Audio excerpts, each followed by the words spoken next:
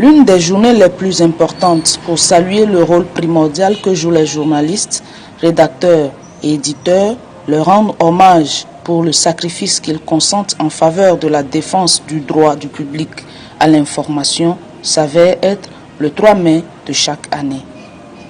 Mais comment le Togo marque-t-il la journée mondiale de la liberté de presse?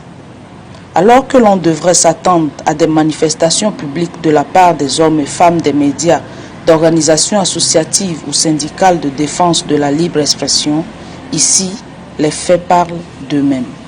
Le paysage médiatique togolais semble timoré par les soubresauts politiques et les guéguerres intestines, de sorte qu'à l'unique événement organisé par l'Union des journalistes indépendants du Togo, ce 3 mai à Agora Senghor, sous le thème « Médias, justice et état de droit, les contrepoids du pouvoir », l'on ne retrouve difficilement qu'une poignée de journalistes tristement convaincus de l'avenir de ce noble métier au Togo.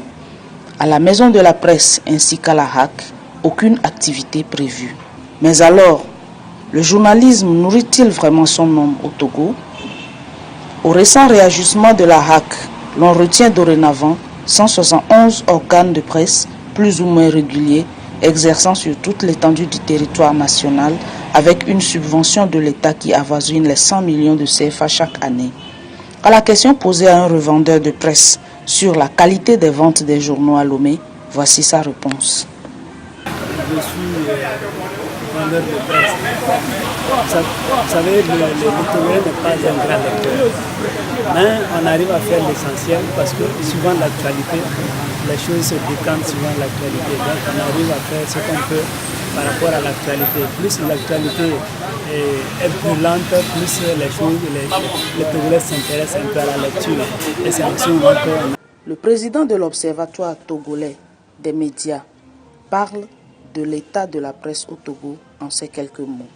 Vous n'êtes pas sans savoir que selon le classement de Reporters sans frontières, le Togo occupe encore le 86e rang sur les 180 pays qui sont intéressés par disons, ce classement-là. Et c'est la preuve qu'il n'y a pas eu d'avancée notable par rapport à ce qui s'est passé l'année dernière.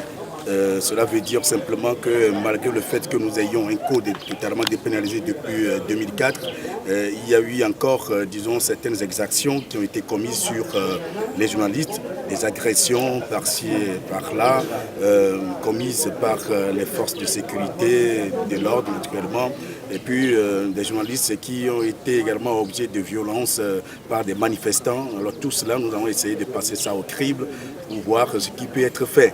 Et donc on comprend que oui, est-ce qu'on régresse? Oui, mais si on n'avance pas, c'est qu'on régresse un tout petit peu. Et pour le secrétaire exécutif de l'UJIT, il est reconnu qu'au Togo, la liberté de la presse est une réalité, mais beaucoup de choses restent encore à faire.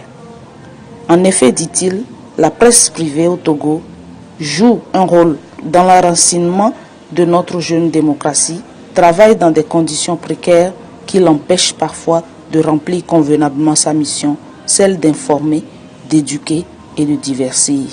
Ce qui ouvre la porte à des dérives chez bon nombre de professionnels de médias. Il importe donc que tous les acteurs s'investissent pour créer les conditions permettant aux médias de jouer convenablement leur rôle et de pérenniser la liberté de presse indispensable à l'enracinement de la justice, de l'état de droit et de la démocratie dans notre pays. En Afrique, la situation est diversement appréciée, mais il y a des journalistes qui plus derrière les barreaux qui sont victimes d'agressions ou d'intimidation. Fort heureusement, au Togo, il n'y a pas de journalistes en prison. Mais l'année 2017 a été marquée par les agressions des journalistes sur les lieux de travail, les matériels de travail saisis. Mais également, au niveau des journalistes, on a constaté beaucoup de dérives au niveau de certains médias qui ont foulé aux pieds les règles d'éthique et de déontologie de notre métier. Selon le baromètre des médias africains, Togo 2017, publié en février dernier par notre organisation avec le soutien de la Friedrich Ebert, la liberté de la presse est une réalité au Togo. Mais cette réalité doit être renforcée. Il faut éviter les actes qui mettent en mal cette liberté. C'est pourquoi d'ailleurs nous saisissons l'occasion pour inviter tous les acteurs à s'activer intensément pour permettre aux journalistes de faire véritablement le travail et pour pérenniser la liberté de la presse, gage de la justice, de la démocratie et de l'état de droit. Pour rappel, chaque 3 mai, le monde entier célèbre la liberté de presse proclamée par les Nations Unies en 1993 à la suite d'une recommandation adoptée en 1991 par la Conférence générale de l'UNESCO